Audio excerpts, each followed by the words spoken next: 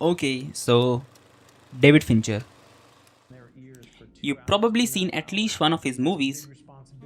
Fight Club maybe, Gone Girl, The Social Network.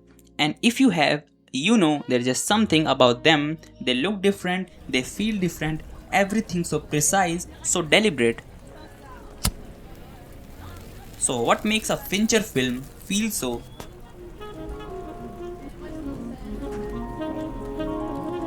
Fincherish?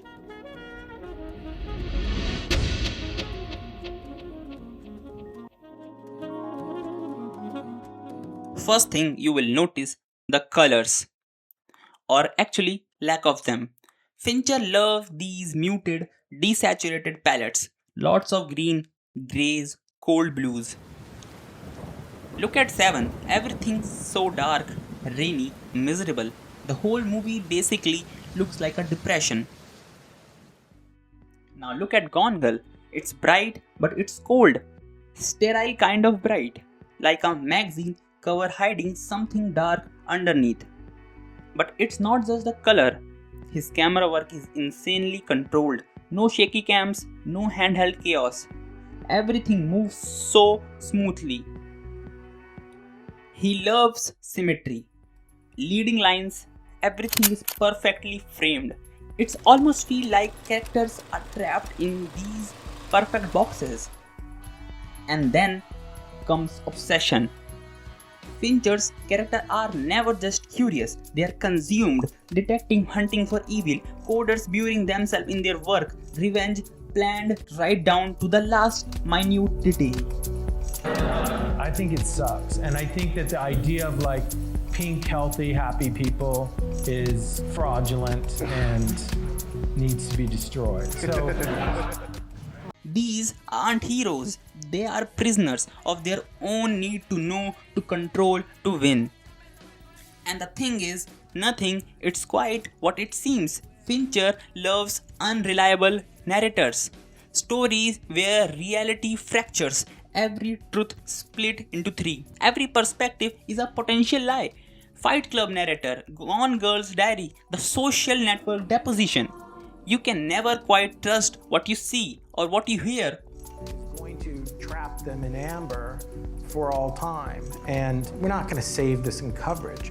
I'm going to get a good master, maybe 3 that are very different, and then I'm going to go into coverage and I may get 1 to 3 really great overs that are really interesting, and then I'll bring back and do singles.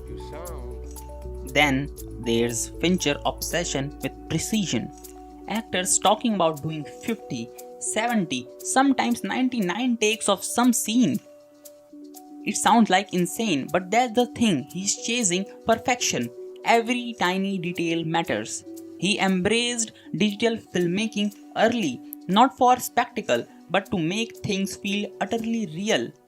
Visual effects in his movies always hide in plain sight. Nobody notices, but they feel it. And then the sound. Fincher treats audio like another layer of story.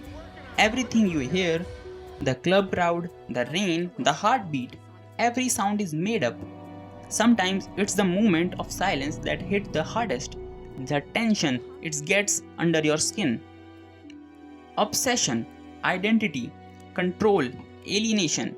These themes echoes and evolves across every film, every character. Each time Fincher peels another layer back, but never all the way.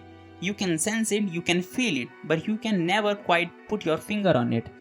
If you are an aspiring filmmaker or just someone who wants to tell stories that truly leave a mark, then there's so much you can learn from the way David Fincher approaches his craft. Fincher proves detail are everything. Start obsessing over them. Make every frame count, every shadow, every prop, every line of dialogue. Don't just settle for good enough. Revisit your work, fix what bothers you, and keep refining until your vision matches what's in your head. Most people will never notice these tiny choices, but that's exactly why they matter. They build the atmosphere your viewers feel. Fincher is famous for pre production. He storyboards endlessly, tests camera moves, block every shot with intention. What's the lesson here? Be prepared, know your location, your story beats, your lighting, rehearse, visualize. But once you are on set or on edit timeline, be ready to embrace happy accidents and adapt. Like Fincher, trust your prep but follow your instincts. From early digital cameras to seamless CGI, Fincher uses technology for one reason: control.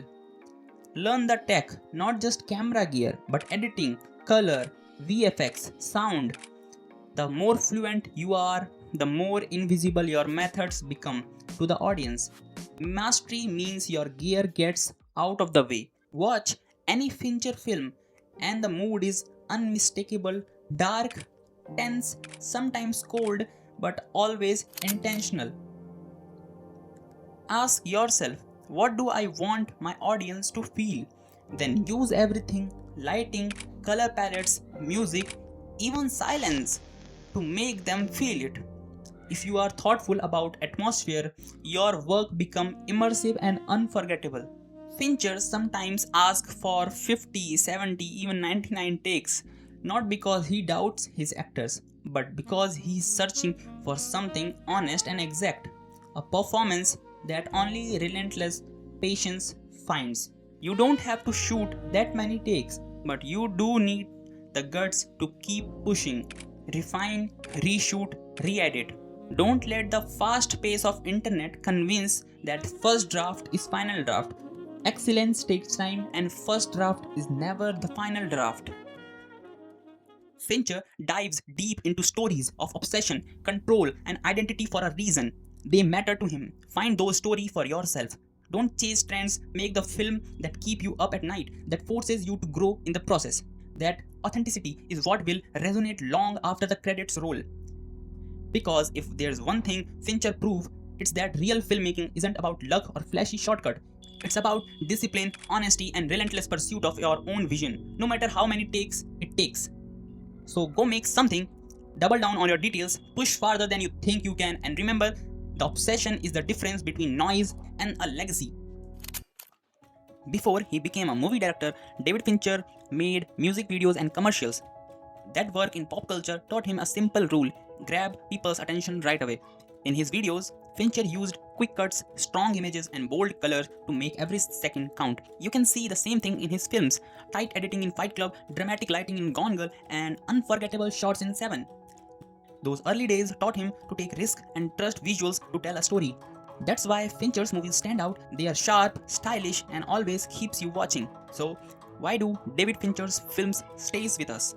Maybe it's control, maybe it's precision, or maybe it's that nothing is ever there by accident. Fincher doesn't just make movies, he builds world you can't escape, and once you step inside, there's no looking away.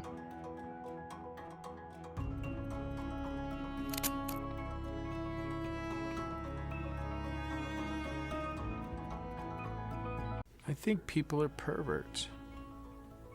I've maintained that. That's the foundation of my career.